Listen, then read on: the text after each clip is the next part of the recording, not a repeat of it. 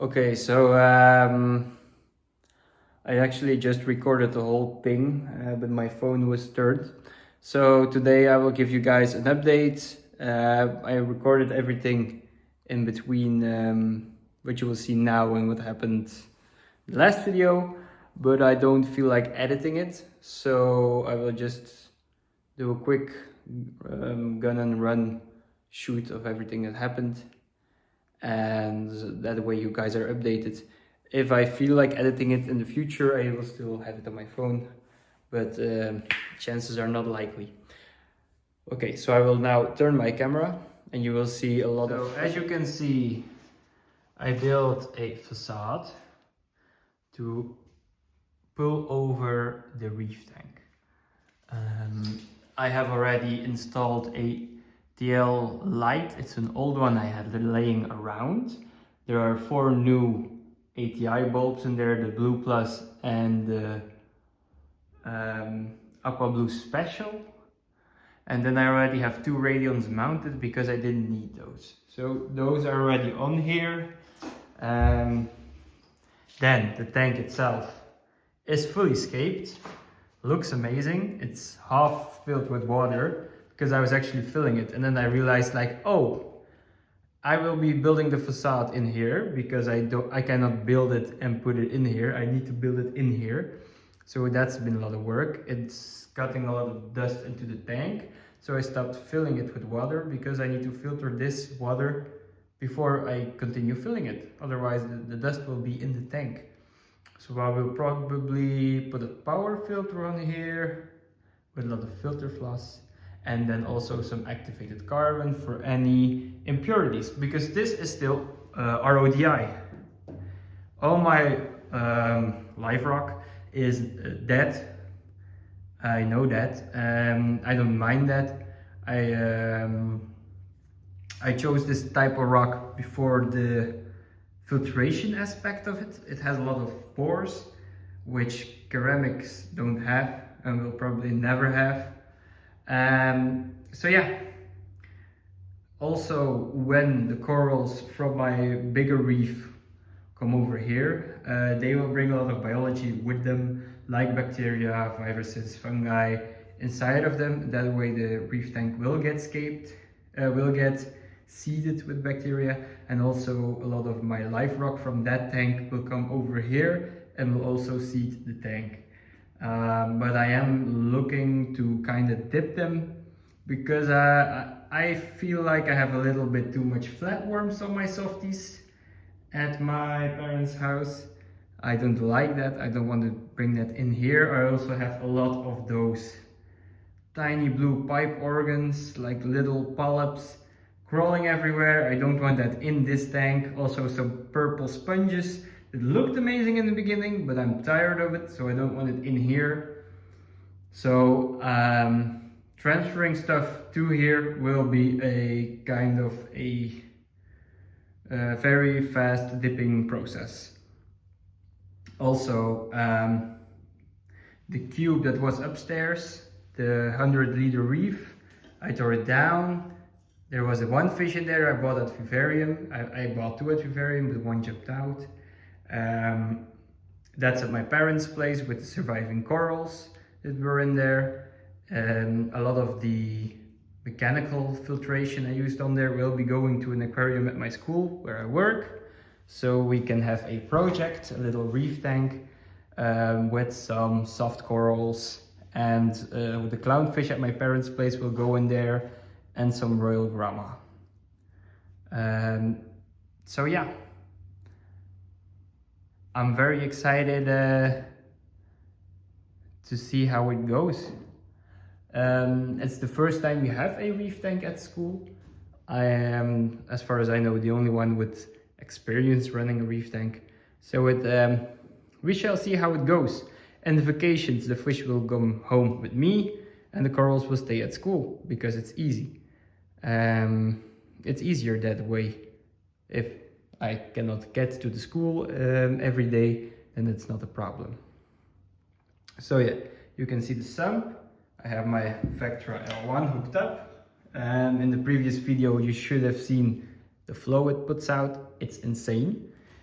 I don't know if I ever posted a video about this, but I had a little freshwater tank upstairs with my Congo tetras in there. Yeah, it's empty now, and it's my RODI reservoir.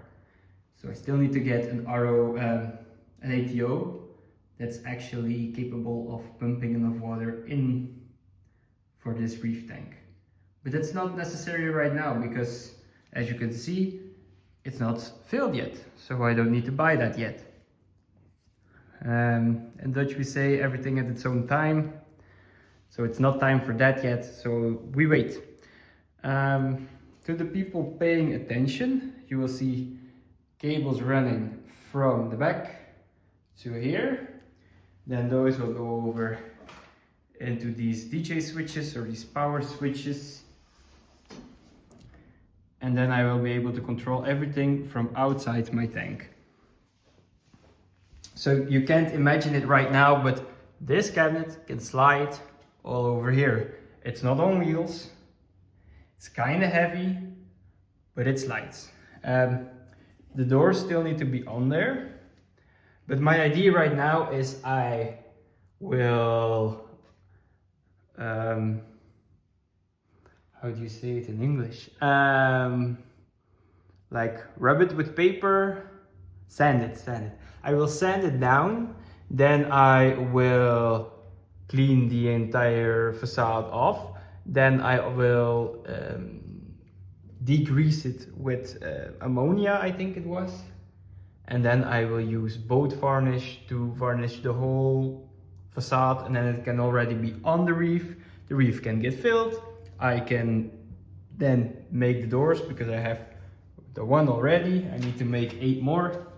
I can then take my time to make the doors, and the only thing I have to do then is screw them on with the hinges, and yeah, then I have time to do that. And if the hinges need to be varnished, it's on the outside of the tank, it doesn't really matter. I can varnish the cabinet doors before I put them on there. So yeah, this is where I'm at right now. The coming week, coming 2 weeks, I will be doing this because first of all I need to tape off a lot of stuff. Anyone who has ever painted will tell you that it's a pain in the ass. I cannot take those lights down. They were a pain in the ass to get on there, but there will be a bigger pain in the ass to get down, especially the TL light, because I did this all by myself. You cannot really see it in the picture, but it's 2 meters and 40 high. This aquarium is 1 meter 70 high. That's higher than most people, I know. So yeah, it's a lot of work, but we'll get there, a day at a time. So the idea was to use the 100-liter cube as my RODI reservoir, but it doesn't fit. Here you can see all the electronics from the 100-liter reef. I cleaned, I put them down here, and tomorrow I will take them to the school.